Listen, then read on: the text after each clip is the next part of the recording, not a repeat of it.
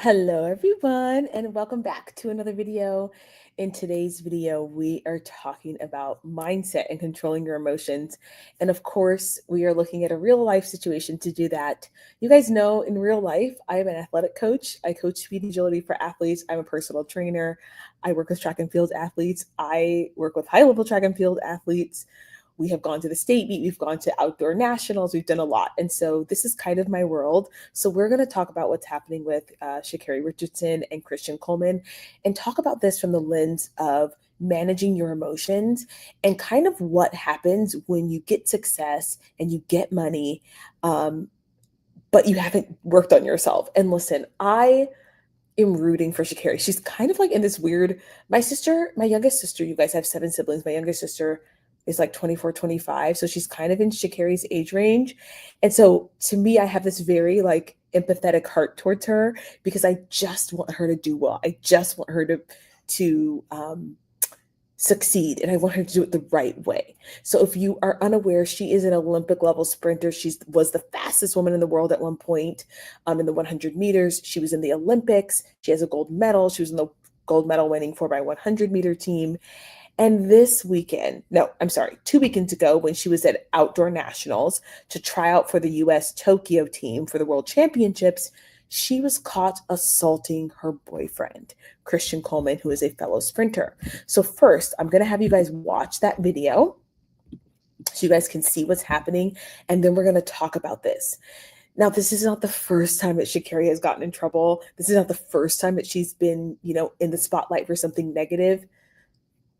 3 years ago for her first Olympics, she won the US outdoor trials and then got caught smoking weed. And so they banned her. And, that was the first instance where I thought, okay, she better get some therapy. She better get some help. So we're going to talk about that later because this is not just for her. This is for all of us. This is a lesson that I have learned myself. So let's first watch this video of her. Oh, it was really bad. Okay, so let's watch this and then I will, I'll pull up this. Okay, so here you guys see it. There's not really any sound. Oops, let's start over.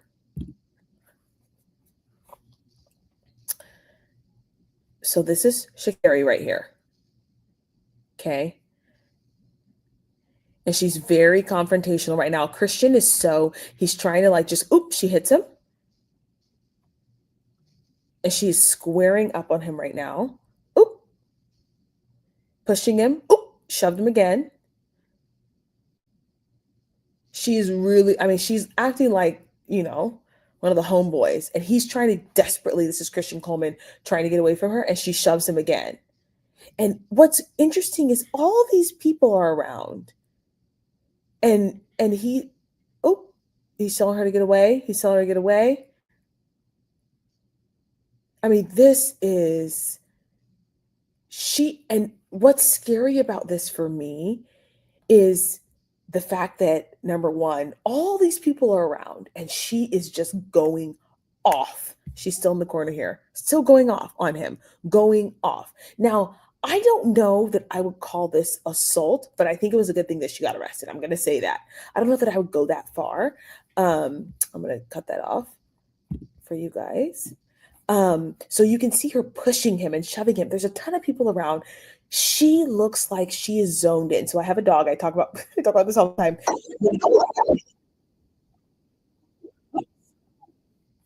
So when a dog is locked in on prey, it's very hard to get them to see anything else. And that's what this reminds me of.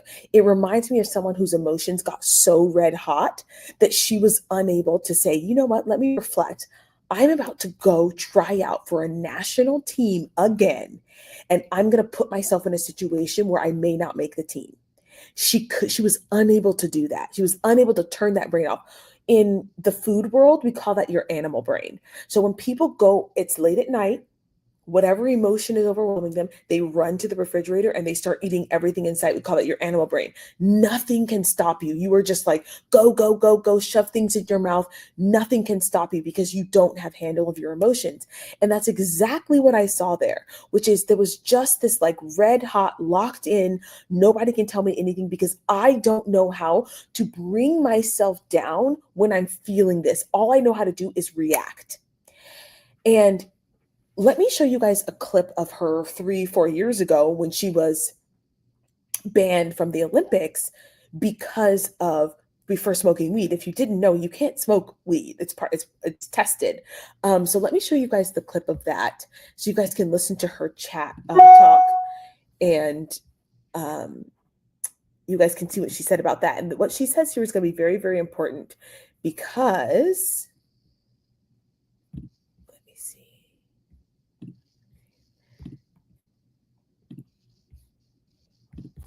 There you go. I hope you guys can hear this. Let me make sure you guys can hear it. Ask a simple question first. How are you doing? I'm blessed to be alive. Okay, let me see this.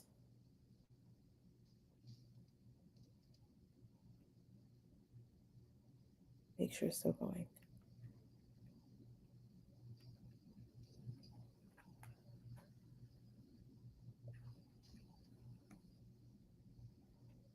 First, how are you doing? Perfect. Okay, so let's get on here. Let's listen to her. That's about it. This is not so as you can say US, as you can see here, it says US track star on failed drug test. So this is easy. This is a hard moment that you're in right now, and I thank you for being on. And I know you wanted to tell your story. So tell me, what happened? What led up to this positive test? Just honestly, I want to take responsibility for my actions. I know what I did. I know what I'm supposed to do. I'm allowed not to do, and I still made that decision. But not making an excuse or looking for any empathy in my case, but just, however, being in that position of my life, finding out something like that, something that I would say is probably one of the biggest things that have impacted me positively and negatively in my life when it comes to dealing with the relationship I have with my mother. So that definitely was a very heavy topic on me, and people don't understand what it's like to have to, or people do. We all have our different struggles. We all have our different things we deal with. But to put on a face, to have to go in front of the world and put on a face and hide my pain, like who are you, or who am I to tell you how to cope? So you hear that? Her mother died. So she has a contentious relationship with her mother. It was strained because she has her grandmother who actually raised her, and then she has her mother who is kind of in and out of her life, and her mother died. And so she was smoking weed to cope. Automatically, I was like, oh, this girl needs to get into therapy, because when you have such a traumatic childhood like that, when you get money, when you get more success, when you get more access, it's only going to exacerbate itself, right? So normally she probably would have been smoking weed and keeping herself numb, right? But now that she can't smoke weed, these emotions are coming out. I'm sure that there's anger, there's resentment, there's sadness, there's grief, there's pain. And if you can't process those properly, they come out in sex, drugs, food, alcohol, or violence. That's just a fact of life.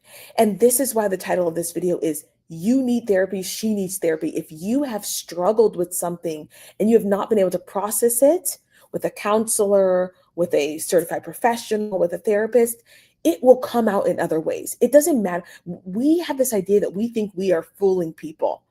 We think we're fooling people, but it always comes out. First of all, it came out in her failed drug test. And then it came out in the fact that she's beating up her boyfriend. Well, I wouldn't say she was beating him up. She was just, shoving him around. Both of which are not a good look. They're not a good look. And one thing that I want to finish listening to this, but one thing I always talk about with my students is, when you are a role model or you start to change your life, you also have to change your habits. And you better look back and go, what was wrong with me? What happened, and how do I need to mold my life in a way where this stuff doesn't keep coming up? Because now this is the second time where she's been in trouble with the law, with the organization, sort of, where she's had a bad rap. Now this is becoming a pattern, and that's scary for her.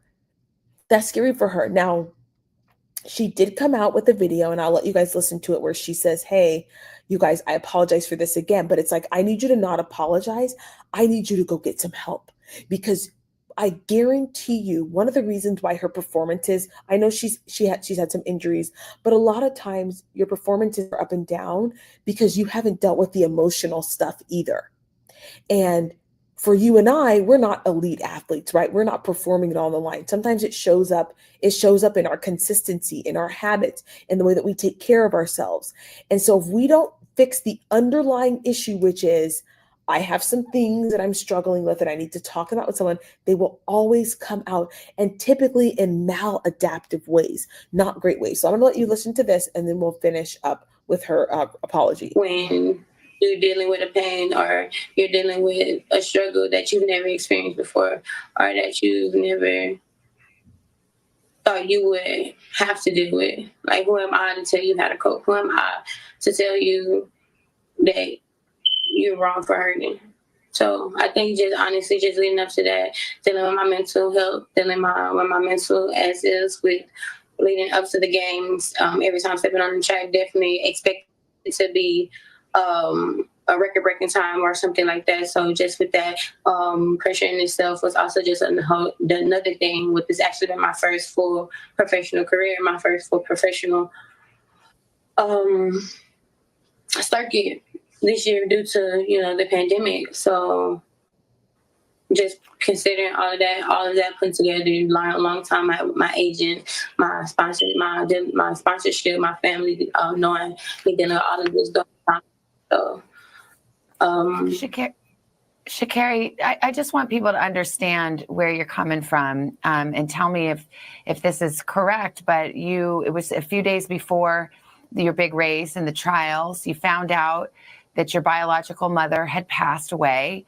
You found out when a reporter told you, and it was after that you ingested some kind of marijuana. I should mention, you were in Oregon. It's legal in Oregon. You didn't violate any law, but it was against the rules of your sport. And yeah, I'm glad she clarified that. So that's that. And you can see too, and I'm sorry, I hate to be this person, but like I can always tell when someone has a lot inside of them. There's a lot in this girl, and there's a lot in a lot of us. I'm going to stop sharing the screen now.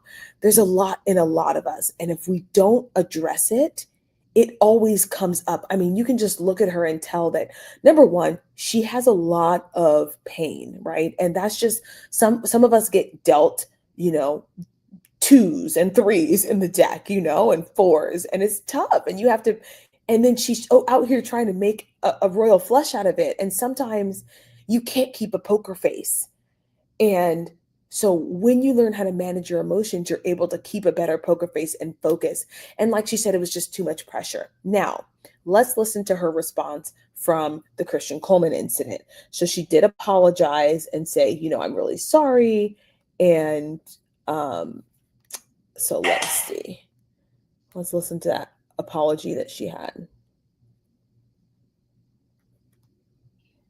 And more than anything, definitely a lot of self-reflection, a lot of understanding of not only putting myself in a compromised situation, but somebody that I have a deep care and appreciation for as well, is something that holding myself accountable. I see myself, I'm taking this time to not only see myself, but get myself a certain level of help that overall is going to reflect who I truly am in my heart and my spirit, and not allowing this moment, but accepting this moment to be more.